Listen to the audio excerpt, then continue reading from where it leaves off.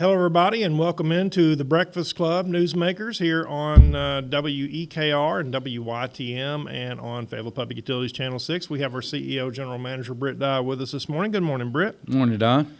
Got a lot going on for 2021. Still, we have our lobbies closed because of COVID, and we're trying our best to keep our people from getting COVID and keep the spread down as low as we can. That's correct. We're trying to help our employees, protect their employees, and as well as the customers, that's been coming in through the lobby. So as long as we can do it with the drive-through window, or if we have to go out and meet with the folks in the parking lot, or if we do have the front office part of the lobby on the vestibule, we have it open as well, to come in if you need to do some business that way, but just trying to keep everybody safe. Yeah, well, that's a good thing, and it's working well, and if anybody has any problems, they can just call in here and we can work with them. Yeah, that's correct. All right. One thing I want to talk about that's really a big thing right now is broadband, something you've been wanting to get out to the rural areas, and that's happening every day, wide open. Especially in the southwest part of the county, we got our contractors working in that area that we hope maybe by the mid-February, the 1st of March, that we'll be hooking up customers.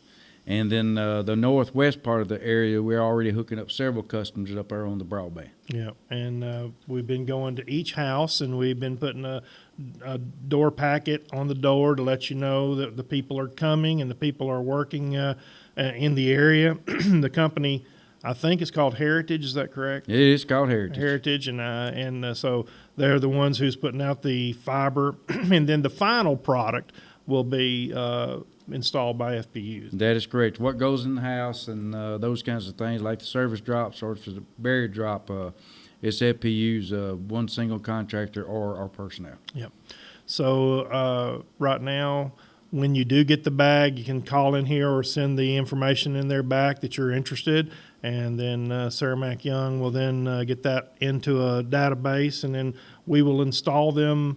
How does the installs start? We just do it, go down the road, or first come? We go down the road, especially if we're in one certain area to begin with, right at the beginning, and then we just start building from there out as far as the installs. Yeah, because it's going to be a big orchestration to install.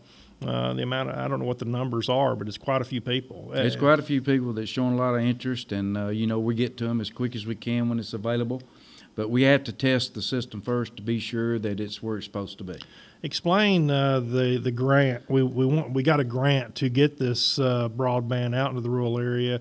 Maybe it's not going just everywhere. That's correct. It's just for underserved areas, and the portions that we're working on now is you have the 2 to 3 year mark to build. What we got the grant money for. Now, the northwest part of the county, it was a deadline on it to be able to get some more grant money, so we had to get that done as quick as possible. We hope maybe there might be some more grant funds that might come out later on, and we'll see what happens there. And if it does, we will apply for another area or two. Right. Well, that's a good thing, and I know a lot of people are real excited about it because, as you know, Britt, there's a lot of people who work from home. You got virtual school, homeschool. There's just so many needs for having broadband into every home in the county, and we're doing our best to do our part for sure. That we are, and it's very, very expensive to build the infrastructure to provide broadband, and we can't do it without the grant funds, and we hope we continue to get some grant funds, and as we do, we will look at different areas of how we can expand. But again, it all just depends on underserved or underserved areas. All right. Well, I want to remind people about our electric outage management map that's out there. Last night we had a little storm come through, had a few outages, and what happens there is, when people try to call in, which they've done all these years, we definitely have a lot of people, one person trying to answer the phone, plus that person is doing other things, trying to dispatch employees to go out and fix the problem, but we have an outage management people can see. That's correct. If you go to the website, once it's updated, as the outages come in, it will update that map. And go back to, we have one dispatcher on call.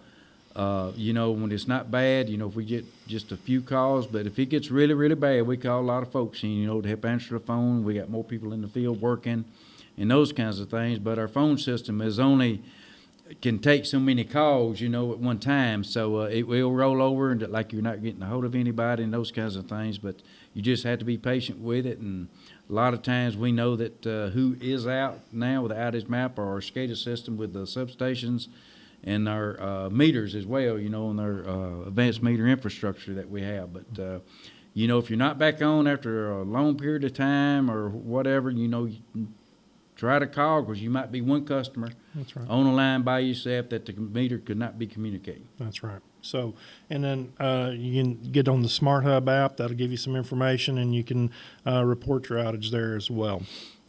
Brent, let me tell you about we got the Tennessee Magazine coming out. This magazine here is something that we're real proud of. You have an article in there every month toward the front of the book, and then in the middle we have some articles about what's going on at Fayetteville Public Utilities. That will be coming out really soon. The magazine is produced by Tennessee Electric Cooperative Association. You might tell people who they are and how they're associated with us. The Tennessee Electric Cooperative Association is a statewide, and like every state's got folks like these, like if it's Missouri or Sure. Kansas or Alabama, they all have a statewide, and that's who we work through, especially if we go through, if you have some bad storm damages, whatever it's related to, of how we go into other states and work with other states, and they organize all of that. But all of the managers are members of the co-ops are members of the TECA. They lobby for us and all those kinds of things. Yeah, and that's been a good thing. This magazine comes out every other month, and if you don't get one, you can call in here at 433-1522. Call Sarah Mack Young, ask for Sarah Mack, and she can get you on there. But if you get multiple ones, we'd like to know that too. So there's no need of wasting money. These things cost a little bit of money, so we don't want to just fill your mailbox up. So just let us know if you're getting multiple ones, or if you're not getting one at all, call us and let us know, and we will be glad to get you one. Well, telecom rate increase will be going to effect February 1st. February 1st, right around the corner. January flew by. So Yes, let's talk it a little did. bit about telecom, what's going on there. Everybody in the telecom out there that's a telecom customer should have gotten a letter. That is correct. And, we talked about the new cable hookups beginning January 1, that we weren't providing that service as far as a new cable hookup. But if you got to change an existing cable, but the off-air stations, all of your prime channels, the networks, programming networks, are getting so high that, it just gets to the point where we can't afford it anymore. And if you did, the rates would be so high to the customers, but with everybody now with new technology, they're all going to internet-based, especially on TVs with your Hulus and Netflix, and all those things are available now, and that's the direction that folks are leaving us to go do that. And if your customer base is not very strong, you can't afford to pay the programming cost. And in our case, what we're trying to do is make more room on the internet side. So if you look at, I don't understand it very well, if you look at the pipe coming to the house, you got internet and cable coming down in the local area anyway. So we need to make more room. That's why another thing to get more bandwidth for broadband, so we can serve these customers. Yeah, we're looking at all different ways of keeping our speed available up on the internet side, and your analog stations, which we still have some, takes a lot of bandwidth. Right. And we're trying to get totally away from the analog side and go totally digital, over the next very near future of getting that done. Right. So, it's just new technology has made a lot of changes, and we're trying to meet all the demands of what we need out there for what the customer's needs are. Absolutely. Well, so if you have any questions about the telecom rates or telecom in general, you can call us here at 433-1522. We'll be glad to talk to you about that. One thing is tree trimmers. Tree trimmers are out working. I know it's wet out there and it's hard to get the machinery off the road much, but I still see them out and about working. Yeah, we got a very aggressive program going right now, and we got a lot of trees that needs to be cut.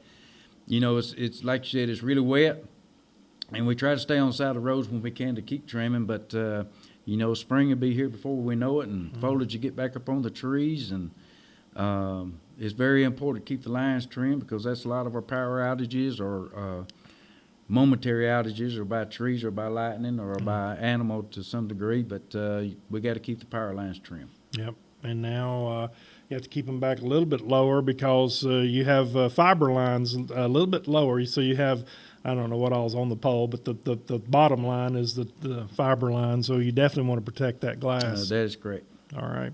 All right, so let's talk about something that we've talked about a long time as the water and the wastewater department is fats, oils, and grease. You know, fats, oils, and grease, if people puts that down the sink, fats meaning just meat, or oils like Crisco, or any kind of grease from cooking, if it gets in the pipes, tell people what happens when it gets in there. Well, what happens is it gets cold and then it hardens just like a rock, and it causes a lot of damage to our system. It don't only stop up the lines that come into the pumps, but at all the lift stations and those kinds of things, it will come in, it will tear the propellers up on our pumps. So, you know, you're out there, then you're pulling a whole pump out of the deep well of the lift station, then you have to get all that repaired and then go back and jet your lines that goes to the main lines, and it just causes a lot of problems once that grease gets hard. It sounds like a mess when you're trying to clean that out. Well, it is a pretty big mess, and it takes a long time to get it fixed, and we've paid a lot of money to fix a lot of our infrastructure on the wastewater side. We're close to 50% now, and you know, we still got a lot out there that needs addressing, and we're fixing to start again, we hope, on the water side, you know, depending upon the state, how they're going to try to fund and see what money's available there. Wow. Well, so whatever you do, try your best to not put any fats, oils, or grease down your sink. It will help us all and help your neighbors. It'll help us all. That's and correct. it'll keep the rates a little lower too, right? Well, unless we have to repair, yes. That's right. All right. Natural gas, one thing we talk about there is, you know, make sure you call before you dig. You mentioned spring, be here before you know it. Be a lot of, and there's people digging now everywhere. Seems like everywhere I go, somebody doing some digging. I reckon you see a lot of fences going up and those kinds of things, but do call before you dig, because if you don't call before you dig and you hit something, it can be very expensive. Yeah. And if nowadays, if your pilot light goes out, that's not free for us to come light the pilot. You might mention that. After a certain amount of time, it was not, and you know, we'll come out and do what we have to do, but you know, it's getting to the place where all of our outside folks are getting exposed, and we have to be very careful about how we do those kinds of things now with the way that we operate. But you know, we're staggering shifts and trying to keep everybody safe, and you know, and you end up having some employees that have a problem with responding to a customer's home because you don't know, you know, what could be there. But, you know, it has changed. It's a new normal, they say, but we got to get used to change, and we're making the changes so we can still provide service to our customers, but at the same time, we got to be very safe about it. We see a lot of solar panels going up across the county, and I know you're aware of that, but also when there's a lot of things happening, there's scams to go along with that. So we want people to make sure if somebody calls, you need to make sure that if you need to make sure, you need to call Nathan Taylor. He would be the guy here to make sure it's legit. That's right, Don. He works with the solar accounts and those kinds of things, but you know, give him a call and he can give you some heads up on those things. And if we ever get something from TVA or other sources of being a scam, you know, we'll try to let the public know as quick as we can and put that out on blast and those things with the chambers. So, you know, we all try to work together to let the community know. Yeah. Well, tomorrow you have a board meeting with your board of directors. You might mention them, that they're a big supporter of us, and that's what keeps us going. That is correct. And they're very aggressive, you know, and you just have to go in there and do the best you can to justify, because the board is, they look at everything very seriously, and if you can't justify it or it makes sense to move in the direction that we're moving, it's not going to happen, I can tell you that. But on the other side of that, I'm not going to go in there and try to do something I can't justify either. So we work very hard to make sure it is what it's supposed to be before we ever present anything to the board. They do their homework, those kinds of things. They read their information, and they're very, very informed. But, you know, we just keep moving forward with a good board. Absolutely. All right. Anything else? Got some more notes there? Just be careful with everybody getting on the internet these days with computers, with cyber attacks and those kinds of things. It's picked up already. It will continue to pick up. We're doing a lot with our servers in-house, the way that we do our business with Homeland Security. So we're keeping it updated and all those kinds of things as well to be sure that we don't send out something. But we're very, very tight on our security when it comes to our computer system and our internet services and those things. And we have to be. We got guys that you have to be very, very careful about what you click on the internet. I mean, on the internet, on an email, for sure, because sometimes those are scams and they'll get you. And so in-house here, they really work with us and send us out things to see if we're going to click on them. So I'm very careful what I click on, and usually I always follow up with a phone call to make sure that did come from the person it sent from. Just Well, to make you sure. have to be careful here because you go to those phishing emails, you know, we got all those tests you have to go through. Oh, yeah. So, you know, if you get caught, That's right. You wind up in you're gonna be email studying for jail. a long time. I've been in email jail a few times. All right, Britt. Anything else before we go? I appreciate all the customers having patience with us, and give our employees be patient as well. They're very concerned. I'm very concerned for all of our employees and our customers, but just ask everybody to do the right thing, stay safe, and we'll do everything we can to get your service. Appreciate your leadership and what you do for us here at FPU. We appreciate both radio stations for getting us on every month for the Breakfast Club Newsmakers. We've had our CEO, General Manager Britt Dye, with us this morning, and we'll be back in here again next month for another edition of the Breakfast Club, and we will see you then.